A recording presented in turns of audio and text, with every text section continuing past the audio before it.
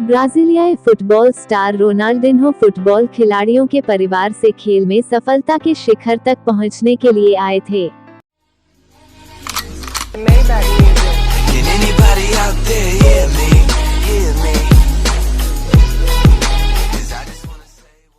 एक प्रसिद्ध युवा करियर के बाद रोनाल्डिन्हो 2002 विश्व कप जीतने वाली ब्राजीलियाई टीम के एक प्रमुख सदस्य बन गए।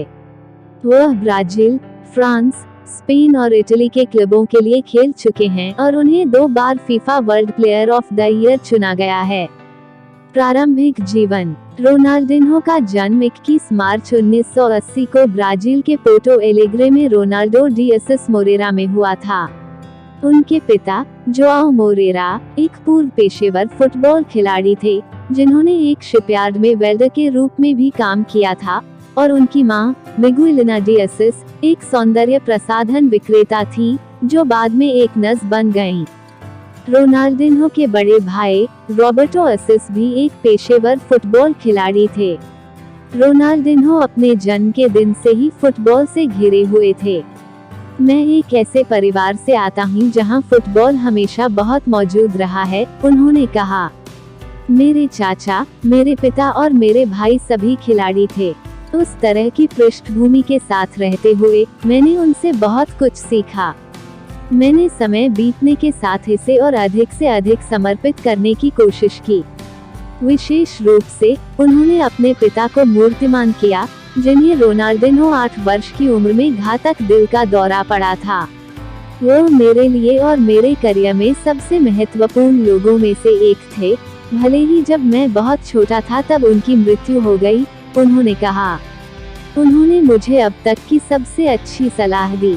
मैदान के बाहर सही काम करो और एक ईमानदार, सीधे आदमी बनो, और मैदान पर जितना हो सके फुटबॉल खेलें। उन्होंने हमेशा कहा कि सबसे जटिल चीजों में से एक जो आप कर सकते हैं, वह है इसे सरल तरीके से निभाना।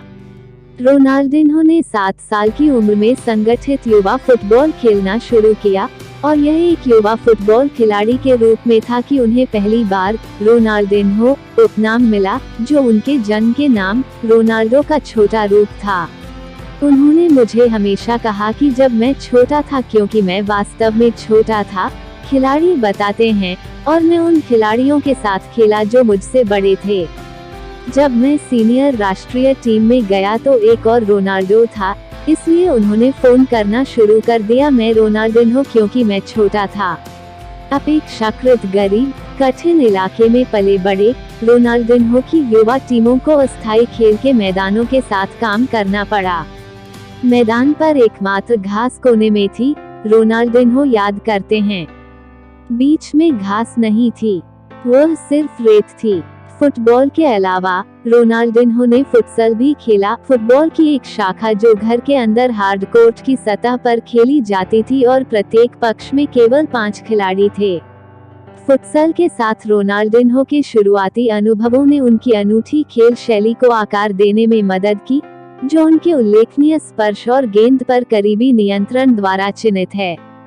रोनाल्डिन्हो ने एक बार कहा था, मैं फुटसल से बहुत सारी चालें चलाता हूँ, यह समझाते हुए यह बहुत छोटी जगह में खेला जाता है और फुटसल में गेंद का नियंत्रण अलग होता है, और आज तक मेरा गेंद नियंत्रण एक के समान है फुटसल खिलाड़ी का नियंत्रण।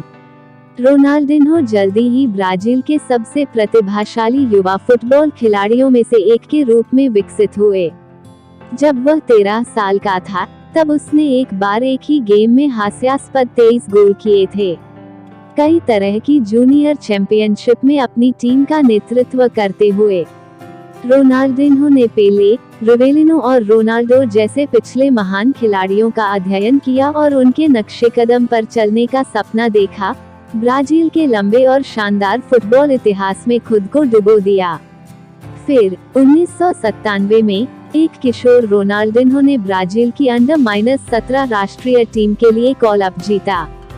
दस्ते ने मिस्र में फीफा अंडर-17 विश्व चैंपियनशिप जीती और रोनाल्डिन्हो को टूर्नामेंट के सर्वश्रेष्ठ खिलाड़ी के रूप में चुना गया। इसके तुरंत बाद रोनाल्डिन्हो ने ग्रैमियों के लिए खेलने के लिए अपने पहले पेशेवर अनुबंध पर हस्ताक्षर किए, जो ब्राजीलियाई लीग में सबसे प्रसिद्ध टीमों में से एक है।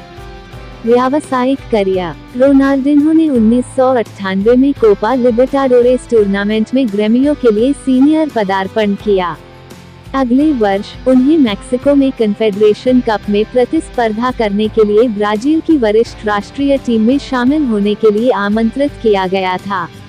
ब्राजील दूसरे स्थान पर रहा और रोनाल्डिन्हो ने टूर्नामेंट के सर्वश्रेष्ठ खिलाड़ी के रूप में गोल्डन बॉल अवार्ड जीता और साथ ही इसके प्रमुख गोल स्कोरर के रूप में गोल्डन बूट अवार्ड जीता।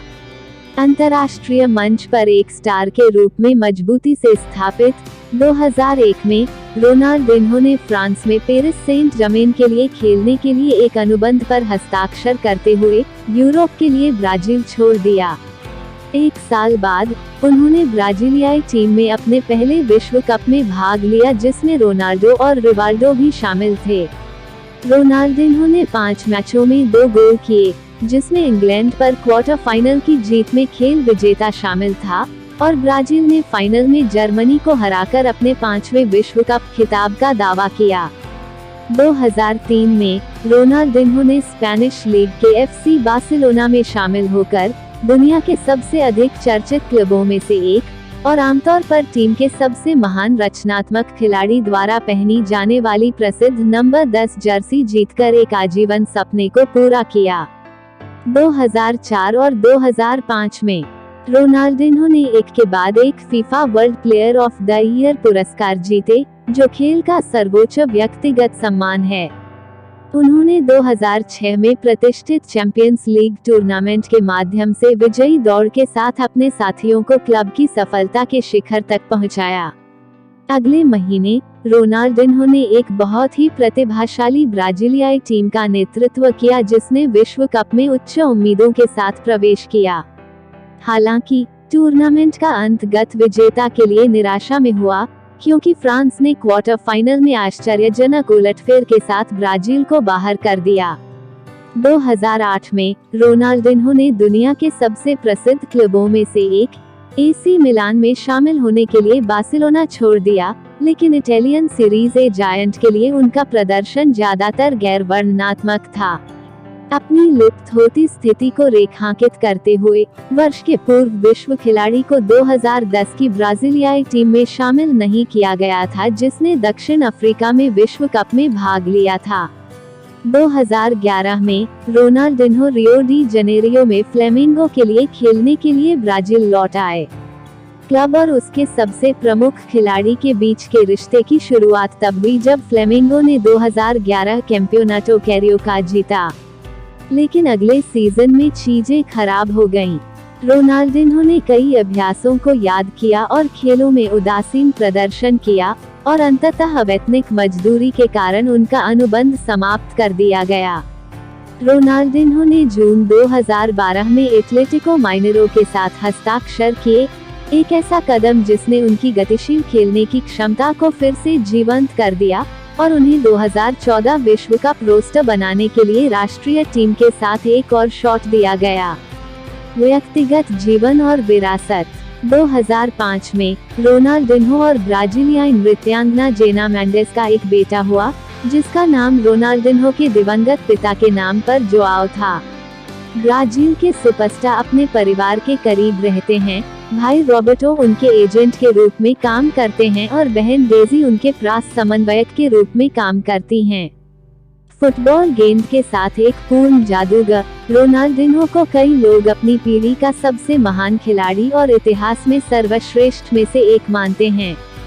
उनका कहना है कि उनका फुटबॉल करियर एक भावनात्मक रोलर कोस्टर रहा है जो उच्च ऊंचाइयों, निम्न चढ़ावों और अविस्मरणीय क्षणों से भरा हुआ है।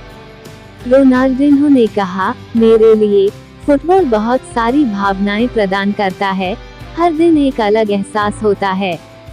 मुझे ओलंपिक जैसी प्रमुख प्रतियोगिताओं में भाग लेने का सौभाग्य मिला है और विश्व कप जीतना भी अविस्मरणीय था। हम ओलंपिक में हार गए और विश्व कप में जीते और मैं दोनों में से किसी भी भावना को कभी नहीं भूलूंगा। Can anybody out there hear me? Hear me?